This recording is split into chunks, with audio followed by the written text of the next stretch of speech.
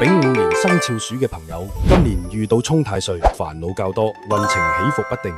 需要注意嘅係，大號凶星會影響財運方面起伏較大，可能遇到意外開支，務必謹慎理財，必須要提前做好心理準備。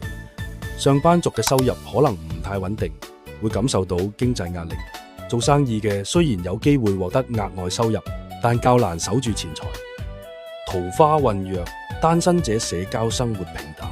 大部分時間可能感到寂寞，不宜強求；已有伴侶者需用心維繫現有感情，多傾聽，少爭吵。